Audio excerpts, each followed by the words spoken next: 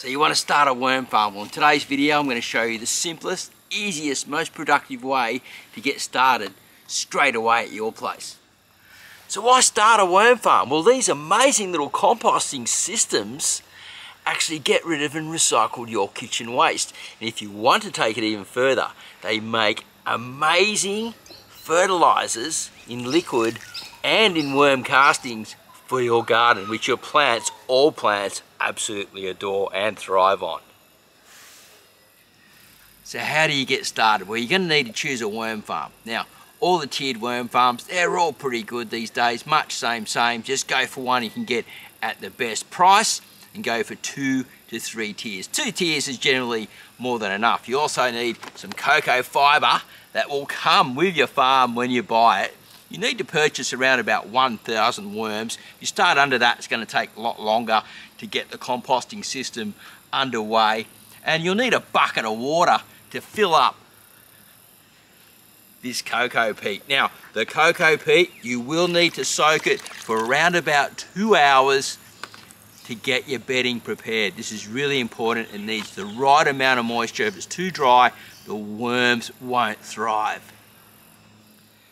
So I recommend also you start off with a worm blanket. Now these are made out of jute or hemp fibre and they work absolutely brilliant.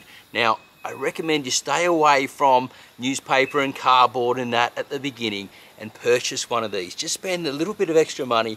This will really help your worms get started, and then later on, if you want to move into different types of worm blankets, I recommend that also. But really, start off with one of these first. So here are the steps, guys. Follow these along and you'll get it right for setting up your worm farm. Now, what you need to do, as suggested before, was your cocoa fibre. Right now, I've got this whole bucket here. It's been moistened right up and I nearly made a mistake. Don't do this.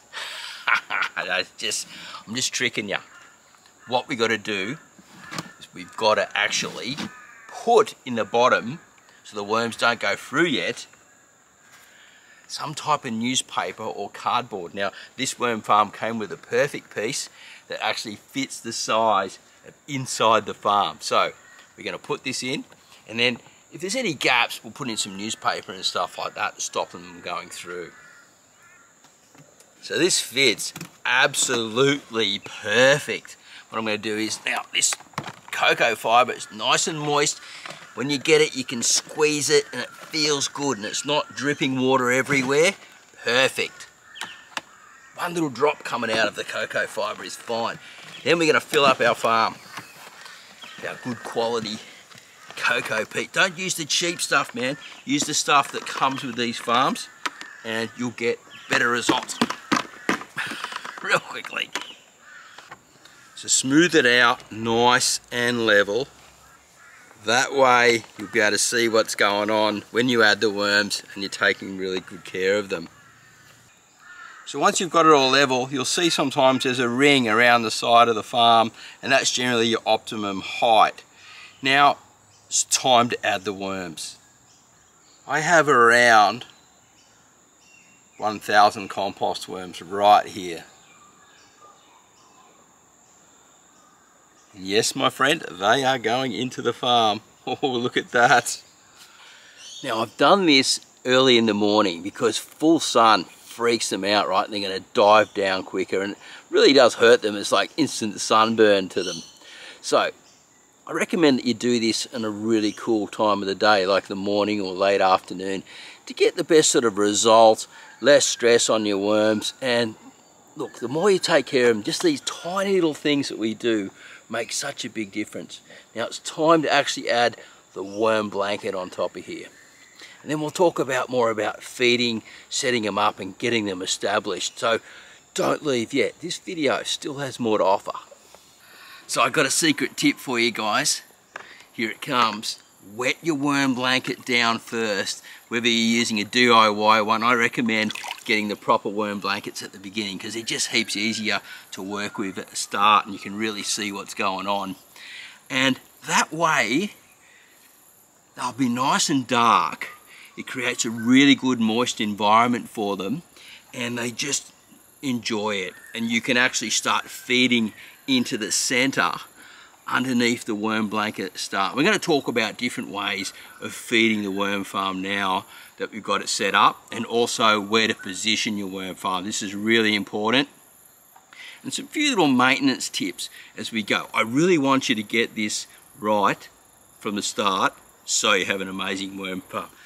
So where do we place our worm farm? Well, it all comes down to your climate. If you're in a real hot tropical area, shade all year round. If you're in a cooler zone, then you may want to give them a little bit of sunlight from time to time, because they like to sit around between 18 and 24 degrees, the temperature there. Let me know what that is in Fahrenheit down below. I'm not too sure. I think 24 is about 75, something like that. But anyway, these guys pretty much get shade all day long where they are here. We're in summer, and then in winter I move them around the other side of the house where they get morning sun for a couple of hours, and that warms them right up. When they're warm, they're just much more productive. As soon as they slow down, they stop consuming less and sort of go into a ball and hibernate and wait for it to warm up a bit. So if you can keep them around that temperature, same as what you like, you're always going to have a thriving worm farm.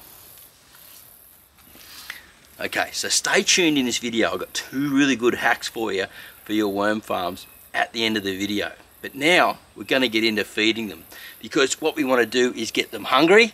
We're going to get them feeding fast, laying lots of cocoons and eating through the bedding, so we can start using everything that this worm farm has to offer for the garden. So the worms have settled in for a few days, and now it's time to start feeding your worm farm. Now they'll eat pretty much anything organic. Just stay away from dairy, onion and citrus. They're not really very keen on that, and it can be detrimental for your worm farm. But anything else other than that, kitchen scraps, is just great. And I recommend that you chop them up as fine as possible so you get as much surface area. Now I've got some papaya, some avocado and some old banana peel here that I'm going to be putting into the farm. And look, I won't need to feed these again until they've nearly consumed it all.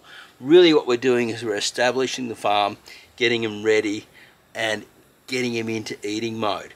Now what you feed them the most is what they get used to the most. So if you've got a juicer or something like that, and you've got a lot of sort of like fine sort of like carrot and apple and all that type of stuff, man, they just go mental on that. White rice, oats, all that stuff. But anyway, let's add this in and they'll be really happy to get into this. Now the seed in here from the papaya, I won't be adding that. They don't eat seeds.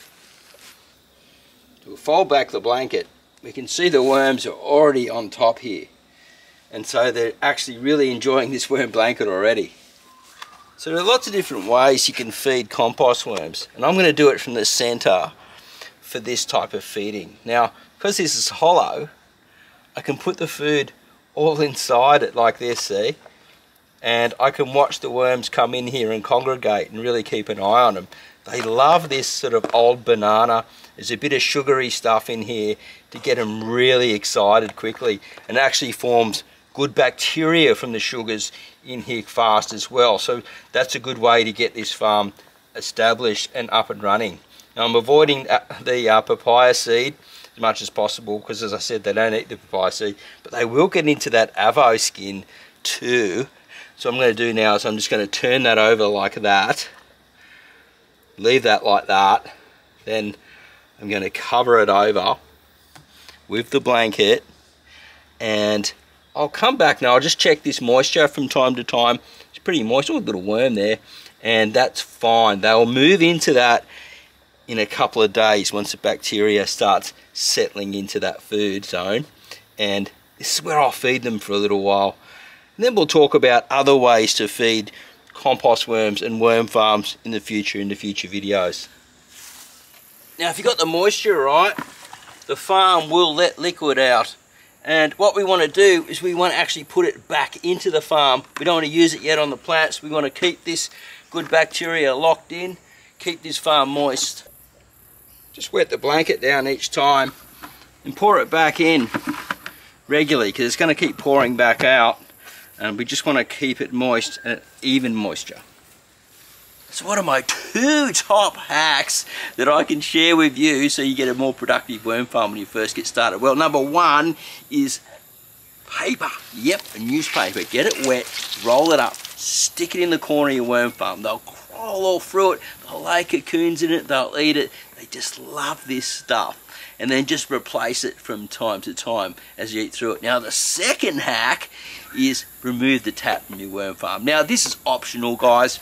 I do it from all my farms because I found they just get blocked, or you forget to turn the tap on and then they flood and you drown worms and things like that. So get rid of those, follow those 2 hacks, and man, you're on a win-win, I reckon.